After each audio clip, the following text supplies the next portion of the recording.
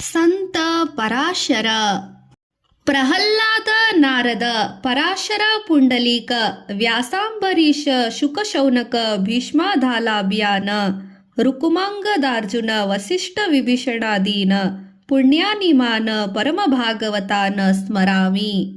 ಈಗ ಪರಾಶರ ಬೆಳೆದು ನಿಂತಿದ್ದಾನೆ. ಅವನ ತೇಜಸ್ಸು ಕಂಡು ಆಶ್ಚರ್ಯಪಡದ ಋಷಿಗಳೇ ವಿರಳ. ಬಾಲ ಸೂರ್ಯನಂತೆ ನಡೆದು ಬರುವಂತೆ ಕಾಣುತ್ತಿದ್ದ ಆತ. ಇದನ್ನು ಗಮನಿಸಿದ ತಾತ, ಮಗು, ಇನ್ನೂ ನನಗೆ ಯಾತರ ಚಿಂತೆಯೂ ಇಲ್ಲ. ನನ್ನಲ್ಲಿದ್ದ ಸಕಲ ಶಾಸ್ತ್ರಗಳು ನಿನಗೆ ದಾರಿ ಎರೆದಿದ್ದೇನೆ. ಈಗ ನೀನು ವೇದಗಳನ್ನು ಅಭ್ಯಾಸ ಮಾಡಿದಿ. ವೇದ ಪುರುಷನ ಅನುಗ್ರಹದಿಂದ ನಿನಗೆ ಈ ಅಪೂರ್ವ ತೇಜಸ್ಸು ದೊರೆತಿದೆ. ನೀನಿನ್ನು ಸ್ವತಂತ್ರನಾಗಿರುವೆ. ಯಜ್ಞ ಯಾಗಾದಿಗಳನ್ನು ನಡೆಸುವ ಶಕ್ತಿ ನಿನಗೆ ಉಂಟಾಗಲಿ ಎಂದು ಹರಸಿದರು. ತಂದೆಯ ಮರಣ ಪರಾಶರರ ಮನಸ್ಸನ್ನು ಕೊರೆಯುತ್ತಿತ್ತು. ಕೋಪ ಬೇಡ ಮಗು, ಲೋಕವನ್ನೇ ದಹಿಸಿಬಿಡುವ ಛಲ ಅವರಿಗೆ. ಅದಕ್ಕಾಗಿ ವಿಶಾಲವಾದ ಯಜ್ಞ ಕುಂಡಲವನ್ನೇ ನಿರ್ಮಿಸಿ ಮಹಾಯಜ್ಞ ಆರಂಭಿಸಿದರು. ಇದರಿಂದ ದೊಡ್ಡ ಅನಾಹುತವೇ ಆಗತೊಡಗಿತು. ನದಿಯ ನೀರು ಬತ್ತಿದವು. ಸಸ್ಯ ಶ್ಯಾಮಲೆಯಾದ ನೆಲೆ ಒಣಗಿ ಹೋಯಿತು. ಅನ್ನ ಸತ್ವಗಳೆಲ್ಲ ನಿಸ್ಸಾರವಾದವು. ಅಷ್ಟೇ ಏಕೆ, ಸೂರ್ಯಚಂದ್ರರೇ ನಡುಗಿ ಹೋದರು. ಇದರಿಂದ ಸಕಲ ಜೀವರಾಶಿಗಳೆಲ್ಲ ಗೋಳೋ ಎಂದು ಗೋಳಾಡುತ್ತಿದ್ದವು. ವಸಿಷ್ಠರು ಪರಾಶರನಿಗೆ ಕೋಪ ಮಾತ್ಸರ್ಯಗಳು ಮುನಿಗಳಿಗಲ್ಲ ಎಂದರು. ಒಟ್ಟಿನಲ್ಲಿ ಲೋಕವೆಲ್ಲ ತಳಮಳಗೊಂಡಿತು. ಇದನ್ನು ತಿಳಿದು ಅನೇಕ ಮುನಿಗಳು ಬಂದು ಯಾಗ ನಿಲ್ಲಿಸಲು ಹೇಳಿದರು. ಪರಾಶರರು ಯಾರ ಮಾತನ್ನು ಕೇಳಲಿಲ್ಲ. ದಿನದಿನಕ್ಕೆ ಸಾವಿರಾರು ಜೀವರಾಶಿಗಳು ಯಜ್ಞಕುಂಡದಲ್ಲಿ ಬಿದ್ದು ಹೋದವು. ಇದೆಲ್ಲವನ್ನು ಕಂಡು ವಸಿಷ್ಠರು ಹೃದಯ ದಯೆಯಿಂದ ಮಿಡಿಯಿತು. ಮಗ ಶಕ್ತಿ ತನ್ನ ಕೋಪವನ್ನು ತಡೆದುಕೊಳ್ಳದೆ ರಾಜ ಕಲ್ಮಷಪಾದನಿಗೂ ಕೇಡು ಮಾಡಿದ. ತಾನೂ ನಾಶವಾದ. ತಮ್ಮಂದಿರು ಸಾವಿಗೂ ಕಾರಣನಾದ. ಮೊಮ್ಮಗ ಪರಾಶರ ಕೋಪಕ್ಕೆ ಕಡಿವಾಣ ಹಾಕುತ್ತಿಲ್ಲವಲ್ಲ. ಅವರೇ ಪರಾಶರರ ಹತ್ತಿರ ಬಂದರು. ಪರಾಶರ, ಏನಿದು ಅನರ್ಥ?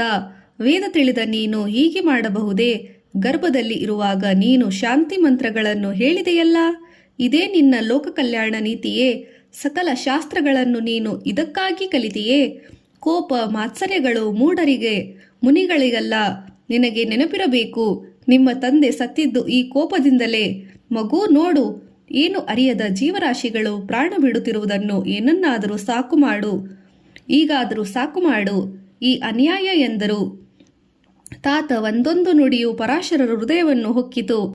ತಂದೆಯನ್ನು ಕೊಂದವನು ಒಬ್ಬ ರಾಕ್ಷಸ.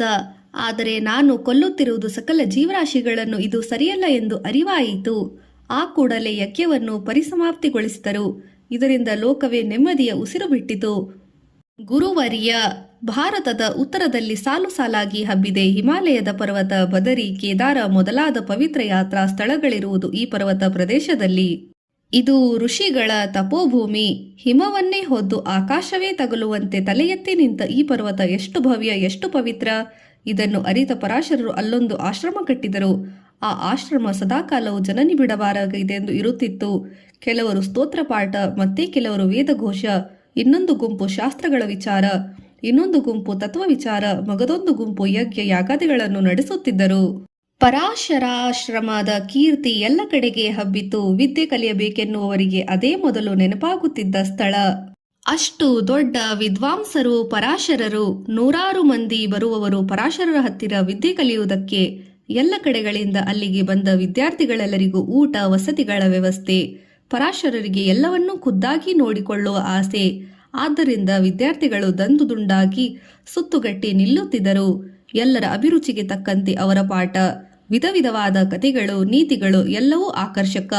ಆ ಬೋಧಕರ ಗುಂಪು, ಅಲ್ಲಿಯ ಶಿಷ್ಯವರ್ಗ ಎಲ್ಲ ಕಂಡಾಗ ಅದೇ ಒಂದು ವಿಶ್ವವಿದ್ಯಾಲಯದಂತೆ ಕಾಣುತ್ತಿತ್ತು. ಶಿಷ್ಯ ಕೋಟಿಯಲ್ಲಿ ಮೈತ್ರೇಯ ಎನ್ನುವವನು ಪರಾಶರರಿಗೆ ಪ್ರಿಯ ಶಿಷ್ಯ. ಅವನ ಶ್ರದ್ಧೆ ವಿನಯಗಳು ಅವರನ್ನು ಬಹಳಾಗಿ ಆಕರ್ಷಿಸಿದವು. ತಮ್ಮ ಎಲ್ಲಾ ವಿಚಾರಗಳನ್ನು ತಂದೆ ಮಗನಲ್ಲಿ ತೋಡಿಕೊಳ್ಳುವಂತೆ ಶಿಷ್ಯನಲ್ಲಿ ಹೇಳುತ್ತಿದ್ದರು. ಒಂದು ದಿನ ಮೈತ್ರೇಯ, ನಾನು ಜಪದಲ್ಲಿದ್ದರೆ, ತಪದಲ್ಲಿದ್ದರೆ ಮನಸ್ಸಿಗೆ ಮಾತ್ರ ನೆಮ್ಮದಿಯೇ ಇಲ್ಲದಾಗಿದೆ. ಅನ್ಯಾಯವಾಗಿ ನಮ್ಮ ತಂದೆಯನ್ನು ಗರ್ವ ರಕ್ಕಸ ಕೊಂದು ಹಾಕಿದ ನೋವು ನನ್ನನ್ನು ಸುಡುತ್ತಿದೆ. ಆದ್ದರಿಂದ ಯಾರಿಗೂ ತಿಳಿಯದಂತೆ ಕೆಲವು ದಿನ ಕಣ್ಮರೆಯಾಗಿರುವೆ. ಹಿಮಾಲಯದಲ್ಲಿ ಉತ್ತರಕ್ಕೆ ಹೋಗುತ್ತೇನೆ. ರಾಕ್ಷಸರು ನಾಶವಾಗಲಿ ಎಂದು ರಾಕ್ಷಸ ಸತ್ರ ಎಂಬ ಯಾಗ ಆರಂಭಿಸುತ್ತೇನೆ.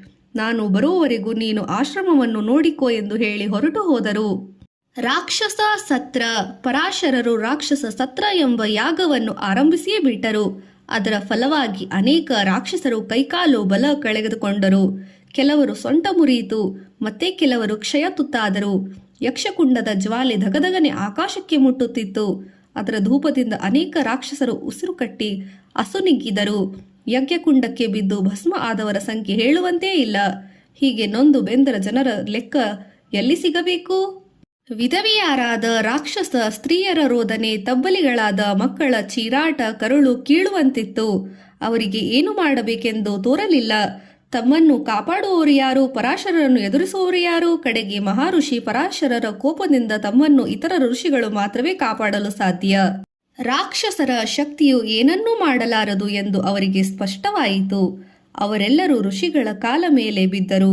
ಋಷಿ ಪತ್ನಿಯರು ಹೃದಯ ಮಿಡಿಯಿತು. ಆಗ ಪುಲಸ್ತ್ಯ, ಪುಲಹ, ಕೃತು ಮೊದಲಾದ ಋಷಿಗಳು ಬಂದು ಪರಾಶರರನ್ನು ನೋಡುತ್ತಾರೆ. ಆತ ಪ್ರಳಯ ಕಾಲದ ರುದ್ರನಂತೆ ಕಂಡ. ಪರಾಶರ, ನಿನ್ನ ಕರ್ಮಗಳು ಸಾಂಗವಾಗಿ ನಡೆಯುತ್ತಿರುವುವು. ನೀನು ಬ್ರಹ್ಮಜ್ಞಾನಿ. ಸಕಲ ಶಾಸ್ತ್ರಗಳು ನಿನ್ನಲ್ಲಿ ನೆಲೆಯಾಗಿ ನಿಂತಿವೆ. ಮಹಾಜ್ಞಾನಿಯಾದ ನೀನು ಯಾರೋ ಒಬ್ಬನು ಮಾಡಿದ ತಪ್ಪಿಗೆ ಎಲ್ಲರನ್ನು ಕೊಲ್ಲಬಹುದೇ? ತಪ್ಪು ಮಾಡಿದವರನ್ನು ಶಿಕ್ಷಿಸುವುದು ಧರ್ಮವೇನೋ ಹೌದು, ಆದರೆ ಆತನನ್ನು ಕ್ಷಮಿಸುವುದರಿಂದ ಯಾವ ಪಾಪವೂ ಬರುವುದಿಲ್ಲ. ಅದೇ ನಿರ್ದೋಷಿಯಾದ ಒಬ್ಬನನ್ನು ಕೊಂದರೆ ಸಾಕು. ಅದು 1000 ಗೋವಿನ ಹತ್ಯೆ ನಡೆದಂತೆ. ಮುಗ್ಧರಾದ ಈ ಮಕ್ಕಳನ್ನು ನೋಡು. ಇವರು ಮಾಡಿರುವ ತಪ್ಪಾದರೂ ಏನು? ಈ ಅನ್ಯಾಯವನ್ನು ಸಾಕು ಮಾಡು. ಅಯ್ಯ ಪರಾಶರ, ನೀನು ಧರ್ಮಿಯಾಗು ಎಂದು ಅವರು ಹೇಳಿದರು. ಹಿರಿಯರಿಗೆ ಮಣಿದರು. ಪರಾಶರರು ಹಿರಿಯರ ಮಾತಿಗೆ ಮಣಿದರು. ತಮ್ಮ ಸೇಡಿನ ಕಿಡಿಯನ್ನೇನೋ ಅಡಗಿಸಿಕೊಂಡರು. ಆದರೆ ಈ ಯಾಗಕುಂಡದ ಅಗ್ನಿಯ ಗತಿ? ಅದನ್ನು ನೀರು ಹಾಕಿ ಆರಿಸುವಂತಿಲ್ಲ. ಅದಕ್ಕೊಂದು ವ್ಯವಸ್ಥೆ ಮಾಡಬೇಕಾಯಿತು. ಆಗ ಆ ಅಗ್ನಿಯನ್ನು ಶೇಖರಿಸಿ ಹಿಮಾಲಯದ ಉತ್ತರಕ್ಕೆ ಬಿಟ್ಟರು. ಪರಾಶರರ ಧರ್ಮ ಬುದ್ಧಿಗೆ ಎಲ್ಲರೂ ತಲೆ ತೂಗಿದರು. ಅವರ ಔದಾರ್ಯವನ್ನು ಕೊಂಡಾಡಿ, ಪರಾಶರ, ನಿನ್ನ ಕಡೆಯಿಂದ ನಮಗೆ ಸಂತಸವಾಗಿದೆ. ಇದೋ ನಮ್ಮಲ್ಲಿರುವ ಶಾಸ್ತ್ರಗಳನ್ನು ನಿನಗೆ ಧಾರೆ ಎರೆದುಕೊಂಡಿದ್ದೇವೆ. ಇನ್ನು ಮುಂದೆ ಸಕಲ ಶಾಸ್ತ್ರಗಳು ನಿನ್ನಲ್ಲಿ ನೆಲೆಸಲಿ. ಅಷ್ಟೇ ಅಲ್ಲ, ಆಕಸ್ಮಿಕವಾಗಿ ತಲೆದೂರುವ ಶಂಕೆಗಳಿಗೆ ಯಾರೂ ಉತ್ತರಿಸದೆ ನಿನಗೆ ಸತ್ಯದ ಅರಿವು ಆಗಲಿ. ನಿನ್ನಿಂದ ಲೋಕ ಕಲ್ಯಾಣವಾಗುವುದರಲ್ಲಿ ನಮಗೇನು ಶಂಕೆ ಇಲ್ಲ. ನೀನು ವ್ಯಕ್ತಿ ಆಗದೆ ಶಕ್ತಿಯಾಗು. ನೀನು ಒಬ್ಬ ಗೋತ್ರ ಪರ್ವತವಾಗಿ ಖ್ಯಾತಿಗೊಳ್ಳಿರುವೆ. ನಿನಗೆ ಮಂಗಳವಾಗಲಿ ಎಂದು ಹರಸಿದರು. ಮುನಿಗಳು ಹರಸಿ ತೆರಳಿದರು. ಅವರ ಆಶೀರ್ವಾದ ಫಲಿಸಿತು. ಭಾರತದ ಎಲ್ಲ ಕಡೆಯಲ್ಲಿಯೂ ಪರಾಶರರ ಗೋತ್ರದವರು ಇದ್ದಾರೆ.